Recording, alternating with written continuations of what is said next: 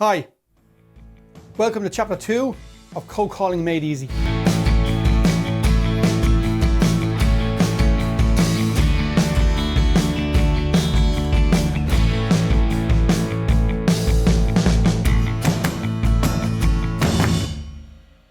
I'm Mark Beggs from Right Frame Academy and Europe's #1 success and motivating coach.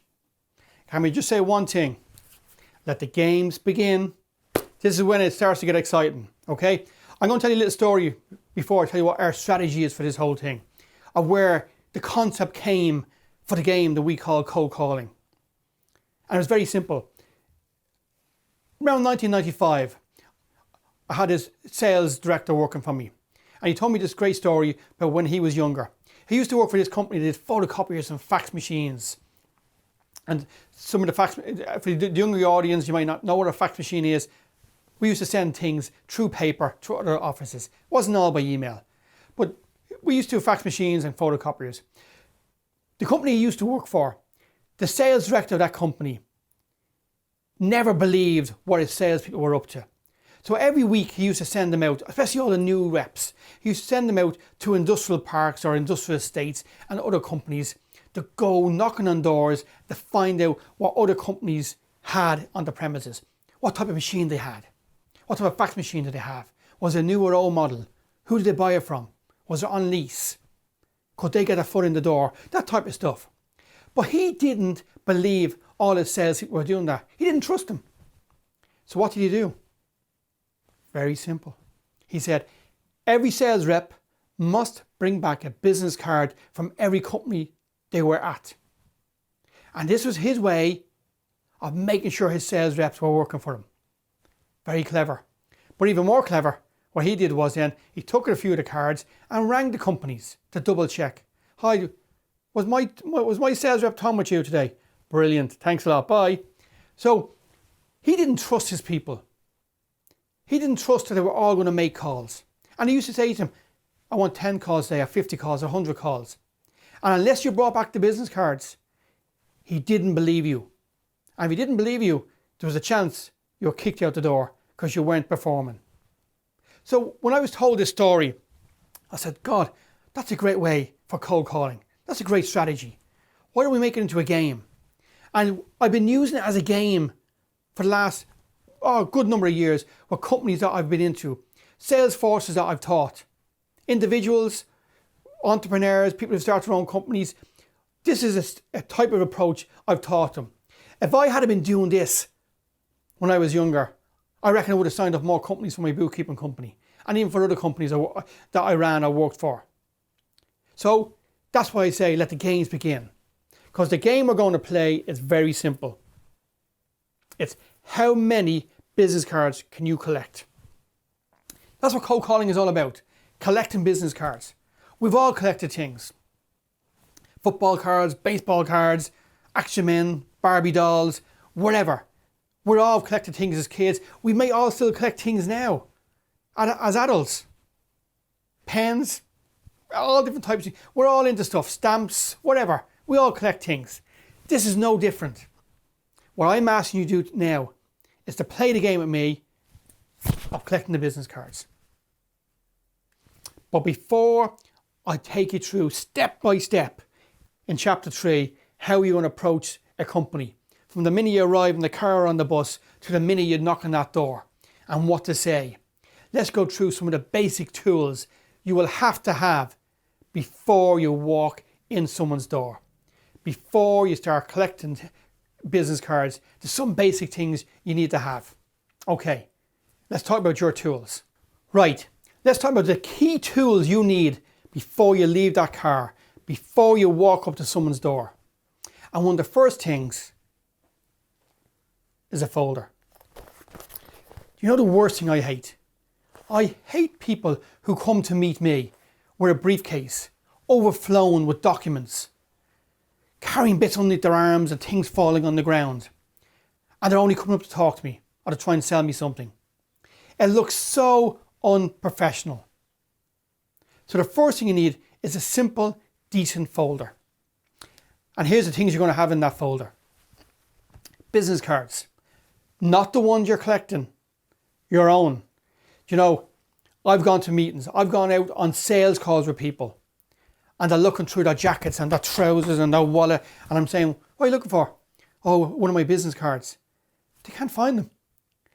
Their calling card. The card that says who they are. The card that has their name on it. Has their phone number on it. Their fax machine number. Their email address. Their mobile number. They can't find it. They might as well stand outside someone's window and wave in and say, hi, I'm here. I've forgotten all my business cards. I'll come back next week. So before you go cold calling, carry business cards. You should always have about 100 business cards at least in your car or in your case and a few in your wallet. When you go out in your suit, when I wear my suit going out, I always have business cards in my inside pocket. Always. I always check before I go out, and actually I don't have to check it anymore because all my suits automatically, every suit I wear, I have business cards inside it. So carry a business card. They're very cheap. You go into any online printing company, you get 100 business cards for a few pounds or a few dollars. So do yourself a favour. Have your business card. Have it where you can get it. In your folder, ready to pull out. Not walking up to a door, knocking on it, and it look like you're having a fit, or you got itchy all of a sudden, and you're looking all over your body for your business card. Have it ready. Number 2, pen and notepad. It might sound stupid, but again, you need the pen and notepad. Now, I know some of you will want to use iPads and iPhones and smartphones. Fair enough. But I have a slight issue with somebody using an iPad or an iPhone when they walk up to me and someone says, how you doing? Could I get your business card or get some information off you? And you go, well, actually, I don't have one. I'll give you my name and number, my email address. Just drop me in your details.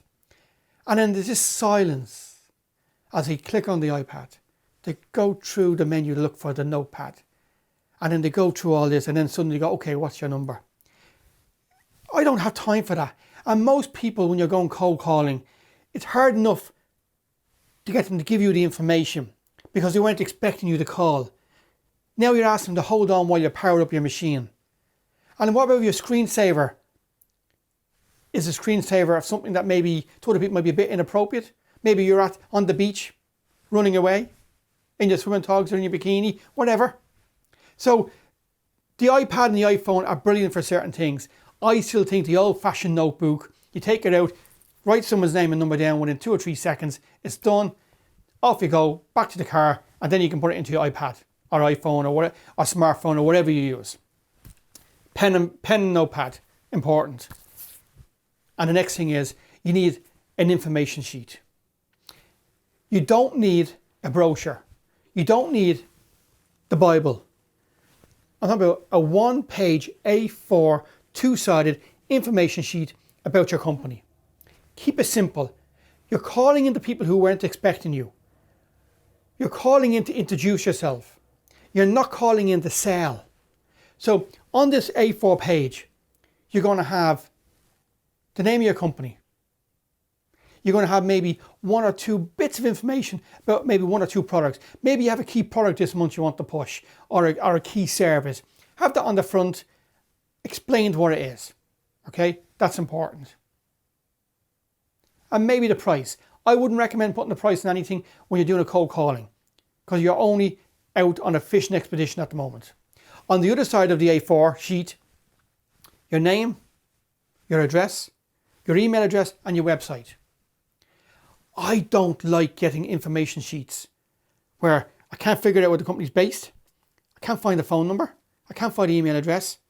And I can't find the web address. Have the information clear and where you can find it.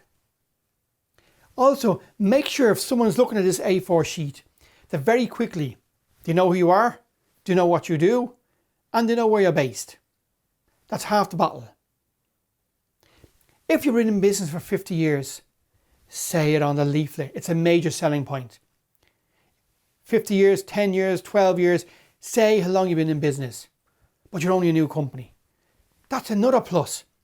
Say you're new with new ideas, new concept. If you're a family business, say you're a family business. Whether you're new or old, you can always find value in how long you've been in business. So use it. Use this A4 because you're going to leave that with somebody. Make sure when you walk away from having talked to them for 2 or 3 or 4 or 5 minutes, that from this sheet, they will understand who you are and what you're all about. That's important. Okay? And the last thing, dress to impress. Look the part. I may not be wearing a tie at the moment, but when I was younger and every single call I ever made, I always wore a suit and tie. And when I say a suit and tie, I don't mean a suit and the shirt's half over, the top button's open and you look, wear a shirt that fits you. Ladies, always look the part as well. Dress to impress. Whether you're wearing a suit, ladies, or you're wearing a dress, make sure everything looks well. Because you're calling into people for the first time. As you walk up that path towards the company, somebody may see you. They may make a judgment call on who you are or what you're doing or what you're about as you approach the door. So the better looking you are, not only will you look more confident, you'll feel more confident. You'll feel confident walking up to that door because you look the part, because you're dressed to impress. And they'll want to talk to you because you'll look confident. Isn't it amazing how many people want to talk to successful people? And yet the same successful person, maybe a year beforehand or 2 years beforehand, couldn't get other people to talk to them. Suddenly, they look the part, whether it's because they've made a name for themselves or made some money, whatever. But when people are successful or look successful, other people want to talk to them. They want to see what is their secret. What are they doing that's different than I'm doing? Or who are they? What are they all about? They're already asking questions as you approach. So dress to impress. If you do that, half the battle's won. So remember, folder, pen, notepad, business cards. Okay, business cards, your own business cards. That's important. And dress to impress. So if we can have all those things, they're your key tools. It's not a lot. They're your key tools that's going to help you make cold calling very easy.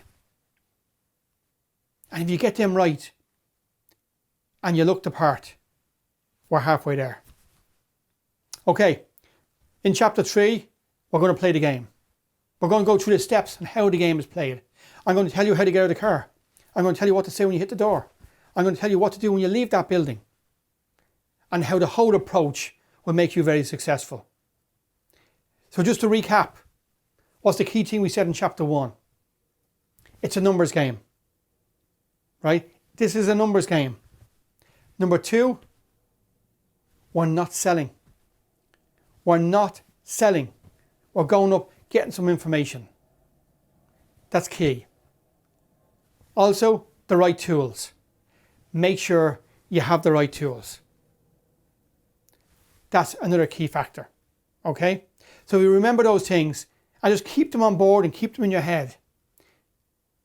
As you go on to chapter 3, you'll see how they all come into play. And as I reminded you in chapter 1, with this course comes a 30-minute free mentoring call with me. A lot of people pay a lot of money to talk to me and have them come in and talk to their companies and explain how to sell and how to sell better. You're going to have a 30-minute free call with me. You can have it now, at the end of chapter 2. You can have it at the end of chapter 3 or chapter 4. You can wait till the whole course is done.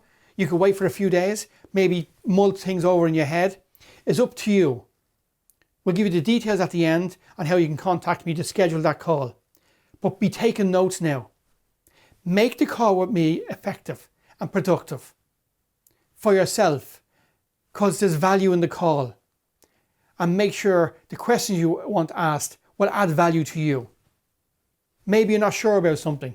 Maybe when we get to chapter 3, you're not sure how to approach a door or what to say. Or maybe you've been doing it for a week and it's not working as good as you hoped. So you want to recap it with me and maybe we may change 1 or 2 things. So let's make that half-hour call work.